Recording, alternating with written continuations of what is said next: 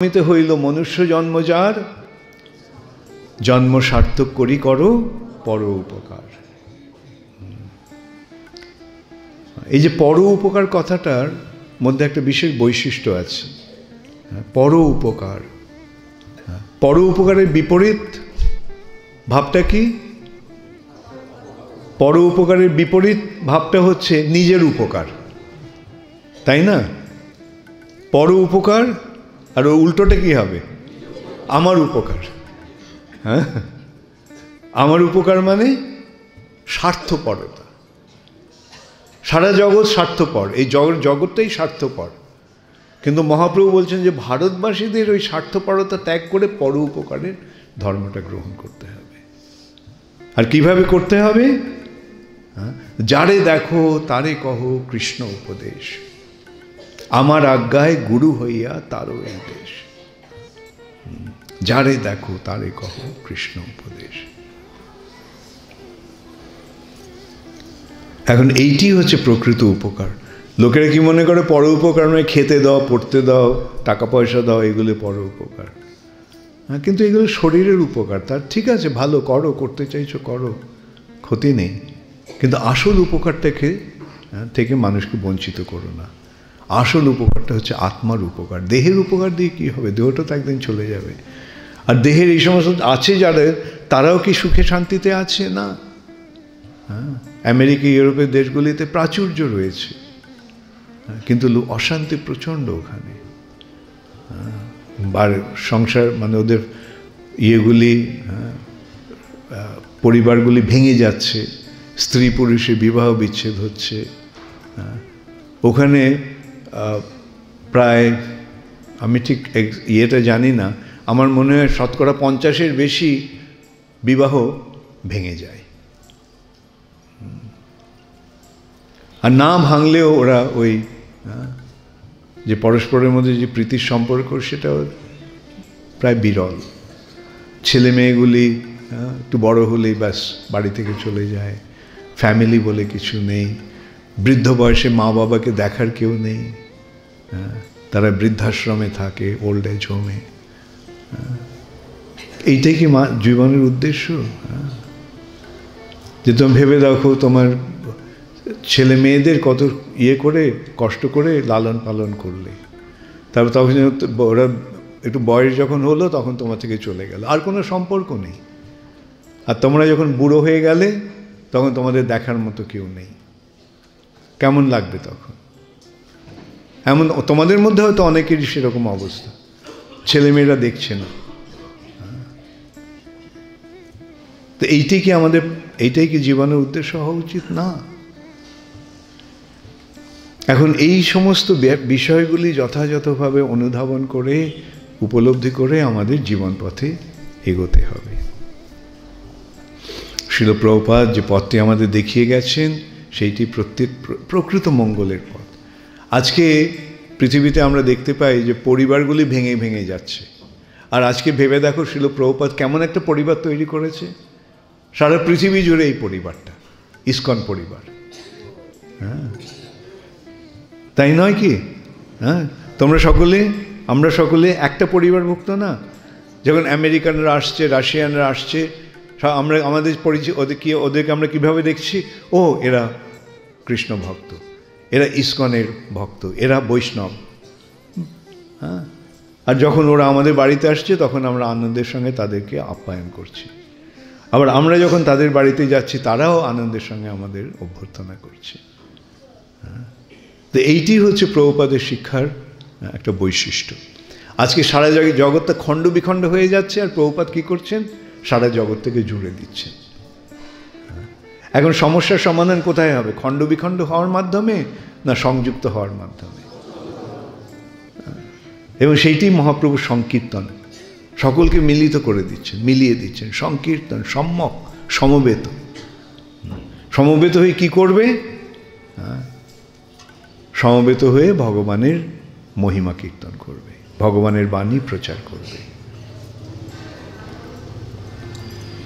এখন আমার গীতার ব্যাপারে ফিরে আসা যাক। হ্যাঁ, এই গীতায় ভগবান কি দিচ্ছেন? প্রথম উপদেশ, অর্জুন বলছে আমি যুদ্ধ করব না, তাই না? আমি কথং ভীষ্মম অহং সংখ্যে দ্রোণং চ মধুসূদনা ঈশুভি প্রতিয়ৎসামি পূজার্হ বরিসূদনা। কিভাবে কৃষ্ণ কিভাবে কথম ভীষ্মম অহম সংখ্যে, এই যুদ্ধে কিভাবে আমি ভীষ্ম দ্রোণ এদের প্রতি বাণ নিক্ষেপ করব। বাণ নিক্ষেপ করা হবে কি উদ্দেশ্য নিয়ে? হত্যা করার উদ্দেশ্য নিয়ে। এটা কি করে আমার পক্ষে সম্ভব? সত্যি কথাই, যে সাধারণত আত্মীয় স্বজনদের প্রতি, গুরুজনদের প্রতি আমাদের একটা শ্রদ্ধাভাব থাকে। সেই শ্রদ্ধাভাবের ফলে আমরা তাদের প্রতি আমরা বিরূপ আচরণ করতে পারি না। আর এখানে হত্যা করতে হবে, কি করে এটা সম্ভব? কিন্তু এই সমস্ত কৃষ্ণ শুনে গেলেন। শুনে গিয়ে অর্জুন যখন কৃষ্ণকে বলল, কৃষ্ণ আমি বিভ্রান্ত হয়ে পড়েছি, তুমি আমাকে বলো কি করা কর্তব্য। আমি তোমাকে গুরু রূপে বরণ করছি, আমি তোমার শিষ্যস্তে অহং সাধি মান্তাং প্রপন্নম, আমি তোমার শরণাগত হচ্ছি। তখন কৃষ্ণ কি করলেন? তিনি হাসতে হাসতে বললেন, প্রহসন্নিব, যে অর্জুন অশোচান অনুশোচস্তম, যে বিষয় নিয়ে শোক করা উচিত নয় সেই বিষয় নিয়ে তুমি শোক করছো। অশোচান, যে বিষয়ে শোক করা উচিত নয়, অনুশোচস্তম, সেই বিষয়ে তুমি শোক করছো। আবার এদিকে প্রজ্ঞাবাদংশ্চ ভাষসে, পণ্ডিতের মতো কথা বলছো। তুমি আসলে জানো না, আর এদিকে পণ্ডিতের মতো কথা বলছো। এইভাবে কৃষ্ণ প্রথমেই অর্জুনের ভুলটা ধরিয়ে দিলেন, না জেনে কিছু বলতে যেও না। গতাসুন গতাংশুংশ্চ নানু শোচন্তি পণ্ডিতা। এই জগৎ, এটা জগৎ, গচ্ছতি ইতি জগৎ, এখানে সব কিছুই চলছে, চলে যাচ্ছে। গতাসুনা অগতাসুংশ্চ, যেটা নিত্য আর যেটা অনিত্য, এর পার্থক্যটা না জানাটাই হচ্ছে পণ্ডিতের কাজ। কোনটা নিত্য কোনটা অনিত্য? দেহটা অনিত্য, আত্মা নিত্য। জড় জগৎটা অনিত্য, চিৎ জগৎটা নিত্য। ভগবানের সঙ্গে সম্পর্কটা নিত্য, আর অন্য সমস্ত সম্পর্কগুলি অনিত্য। এবং যারা সেটা জানে তারা এই জন্ম মৃত্যু, এই জড়জাগতিক ব্যাপার নিয়ে তারা মাথা ঘামায় না। দেখো, প্রথমেই অর্জুনকে ভগবান কি সুন্দর একটা উপদেশ দিলেন, আর তার মাধ্যমে আমরা কি জানতে পারছি কি করা উচিত। এই আত্মীয় স্বজনদের সম্পর্ক নিয়ে মেতে থাকবো, না ভগবানের সঙ্গে সম্পর্ক স্থাপন করব। এমন নয় যে আত্মীয় স্বজনদের সঙ্গে সম্পর্ক থাকবে না, থাকবে, কিন্তু ভগবানকে কেন্দ্র করে থাকবে। ভগবানের দাস দাসী রূপে তাদের সঙ্গে সম্পর্ক থাকবে, ভগবানকে কেন্দ্র করে থাকবে। আমার দেহের সঙ্গে সম্পর্কিত নয়, দেহের সঙ্গে সম্পর্কিত সম্পর্ক নয়। তারপরে তিনি কি বললেন? অর্জুন, তুমি তো এই যুদ্ধে হত্যা করতে হবে ইত্যাদি নিয়ে তুমি এত বিমর্ষ হয়েছ, এত বিভ্রান্ত হয়েছ। তবে এমন জেনে রাখো যে এমন কোনো সময় ছিল না যখন তুমি, আমি এবং এই সমস্ত রাজারা ছিলাম না, এবং এমন সময় থাকবে না যখন আমরা থাকবো না।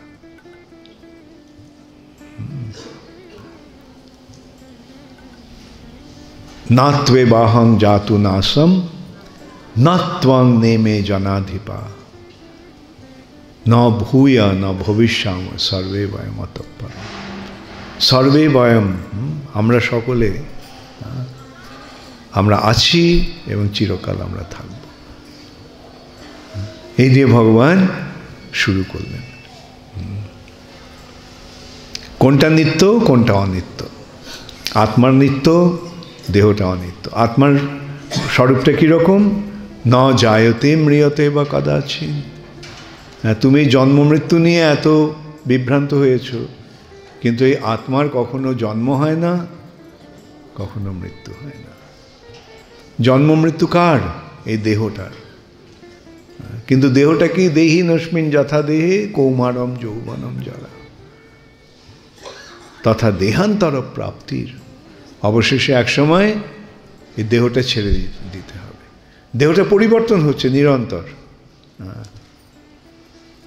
শৈশব থেকে কৈশোর, কৈশোর থেকে যৌবন, যৌবন থেকে বার্ধক্য, পরিবর্তন হচ্ছে দেহটা ক্রমশ।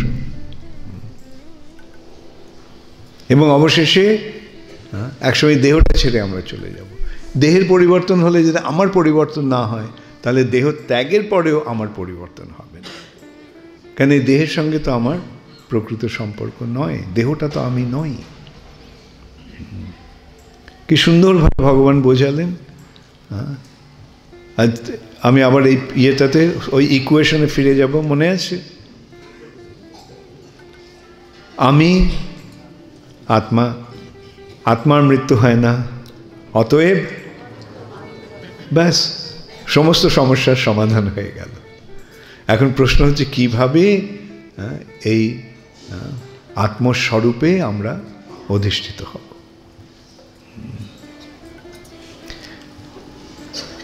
আমরা যখন এই জড়জগতের, আমরা যখন ভগবানের প্রতি বিমুখ হয়ে পড়ি, কৃষ্ণ বহির্মুখ হইয়া ভোগবাঞ্ছা করে, নিকটস্থ মায়া তারে জাপটিয়া ধরে। কৃষ্ণ বহির্মুখ, বহির্মুখ মানে বিমুখ। কৃষ্ণের প্রতি যখন আমরা বিমুখ, বিমুখটা আমার কি? মুখ, এইটা মুখ। মুখটা যখন ওদিকে থাকে তখন আমি ওই দিকটা দেখছি, মুখটা যখন এদিকে চলে যায় তখন কি হলো? বিমুখ হয়ে গেল, বহির্মুখ হয়ে গেল। উন্মুখ আর বিমুখ। উন্মুখ ওই দিকে যখন দেখছি সেটা উন্মুখ। ভগবানের দিকে যখন দেখছি কৃষ্ণ উন্মুখ। ভগবানের থেকে যখন আমরা মুখটা অন্যদিকে চলে গেল তখন কি হলো? ভগবত বিমুখ। কৃষ্ণ বহির্মুখ হইয়া, কৃষ্ণ বহির্মুখ হলে কি হচ্ছে? এই জড়জগৎটাকে ভোগ করার বাসনা আসছে। আমি কোথায় কৃষ্ণদাস, সেই কৃষ্ণদাস ভুলে আমি প্রভু হয়ে যাচ্ছি এখানে, প্রভুত্ব করছি এখানে, প্রভুত্ব করতে চাইছি এখানে। তো সেইটি হচ্ছে আমাদের মূল সমস্যা। কৃষ্ণ বহির্মুখ হইয়া ভোগবাঞ্ছা করে, নিকটস্থ মায়া তারে জাপটিয়া ধরে। তার অবস্থাটা তখন কীরকম?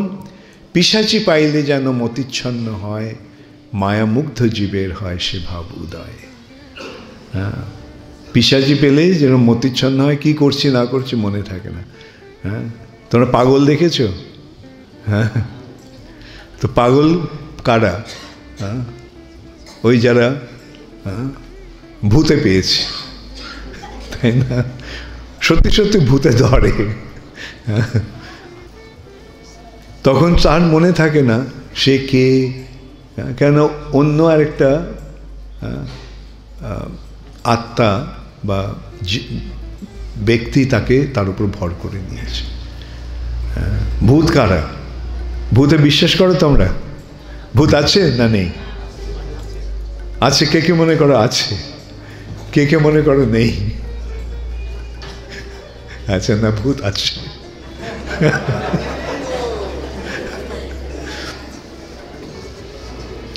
আমাদের দুটো শরীর আছে, এটা তোমরা জানো? আমাদের দুটো জড় শরীর আছে। একটা স্থূল শরীর, এই শরীরটা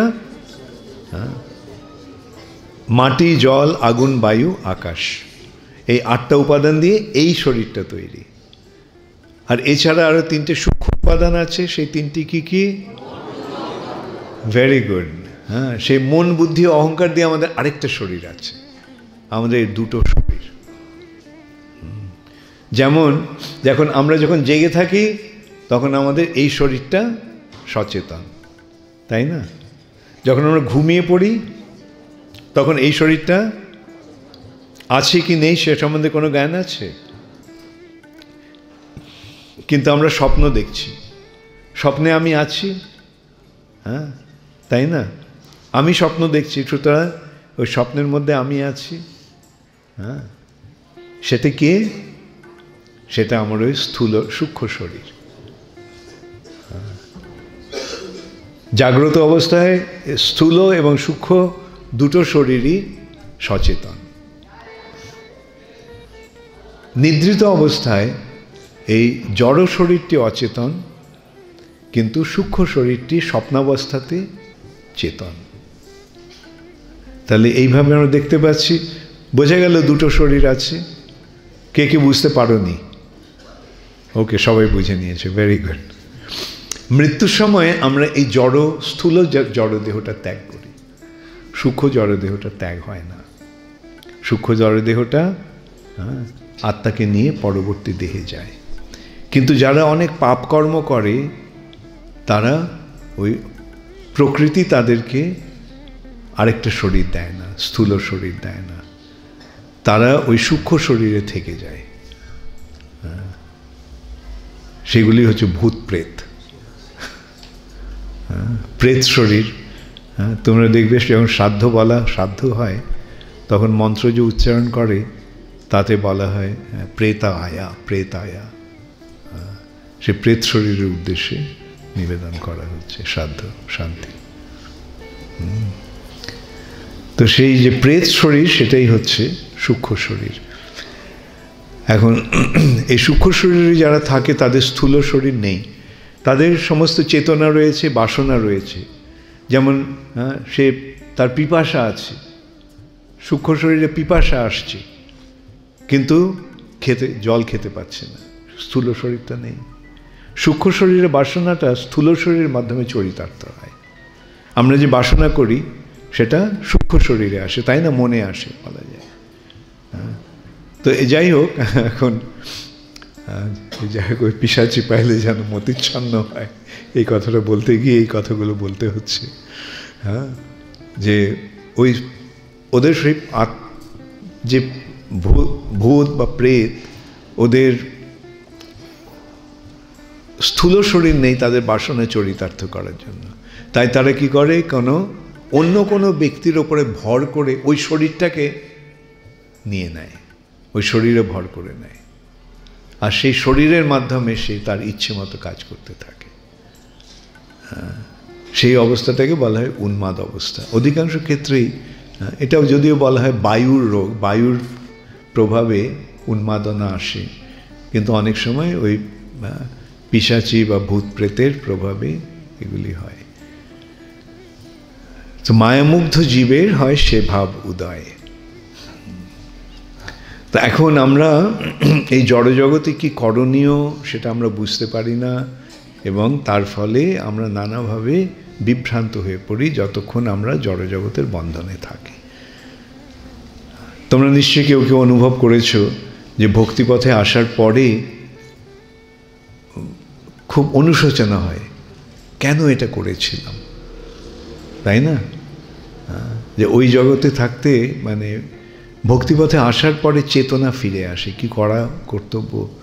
কিন্তু আমরা তখন দেখতে পাই যে এই যে বদ্ধ অবস্থাতে আমাদের যে কার্যকলাপ সেগুলি অনেকটা উন্মাদনার মতো, পাগলামির মতো, এবং তখন আক্ষেপ হয় কেন এই কাজগুলো করেছিলাম।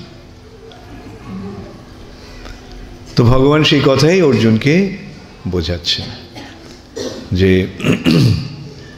এই জড়জগতের বন্ধনে বদ্ধ অবস্থায় থাকাকালীন যে আমাদের যে কার্যকলাপ সেগুলি উন্মাদের মতো। আমাদের চেতনা কখন ফিরে আসে, প্রকৃত চেতনা কখন ফিরে আসে, যখন আমরা ভগবানের শরণাগত হই, এবং এই ভগবানের শরণাগত হওয়াটাই হচ্ছে জীবনের উদ্দেশ্য। মামেকম শরণং ব্রজ। আর সেই সূত্রে ভগবান আমাদের জানিয়ে দিলেন তিনি কে।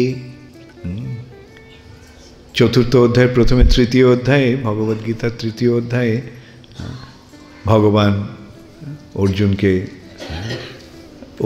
শোনালেন কর্মযোগের কথা। তো সেটা শুনিয়ে চতুর্থ অধ্যায়ের প্রথমে ভগবান বললেন যে এই জ্ঞানটা ইমং বিবর্ষতি যোগম প্রক্তবান অহম অব্যয়ম, আমি প্রথম এই জ্ঞানটি বিবর্ষণকে দান করেছিলাম। বিবর্ষণকে সূর্যদেব, এবং বিবর্ষণ তার পুত্র মনুকে এই জ্ঞানটি দান করেছিল। বিবর্ষণ মনবে প্রাহ, মনুর ইক্ষাকুবে অব্রবীত, মনু তার পুত্র ইক্ষাকুকে এই জ্ঞানটি দান করেছিল। এবং পরম্পরা প্রাপ্তম ইমম রাজর্ষয় বিদু, এইভাবে রাজর্ষিদের মাধ্যমে পরম্পরাক্রমে এই জ্ঞানটি প্রবাহিত হচ্ছিল। কিন্তু সকালে নেহ মহতা যোগ নষ্ট পরন্তপ, কালের প্রভাবে সেই যোগটি নষ্ট হয়ে যায়।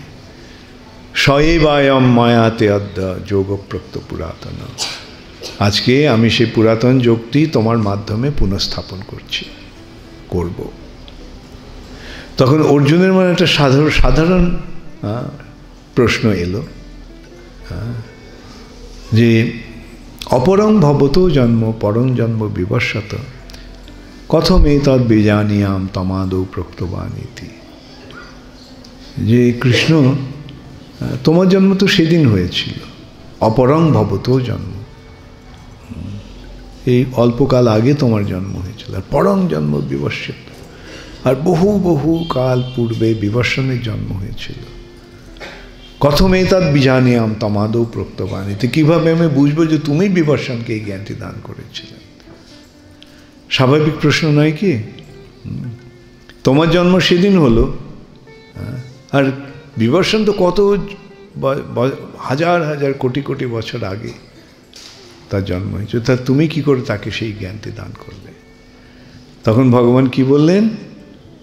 বহুনি মে ব্যতীতানি জন্মানি তব চার্জুনা, অর্জুন তোমার এবং আমার দুজনেরই জন্ম বহুবার হয়েছে। বহুনি মে ব্যতীতানি,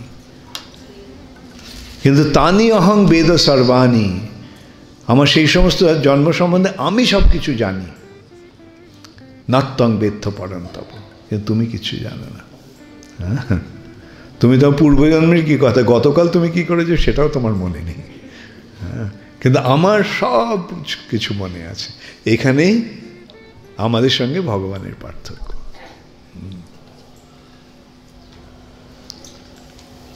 তারপরেই ভগবান বলছেন অজ অপিশন অব্যয় আত্মা, আমার জন্ম হয় না, আমি অজ,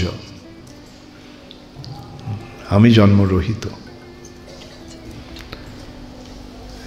এবং কিন্তু তা সত্ত্বেও প্রকৃতি সাম অধিষ্ঠায় সম্ভব আমি আত্মমায়া, আমার অন্তরঙ্গ প্রকৃতি যোগমায়াকে অবলম্বন করে আমি সম্ভব, আমি আবির্ভূত হই, সম্ভব আমি আত্মমায়া, আমার মায়ার দ্বারা।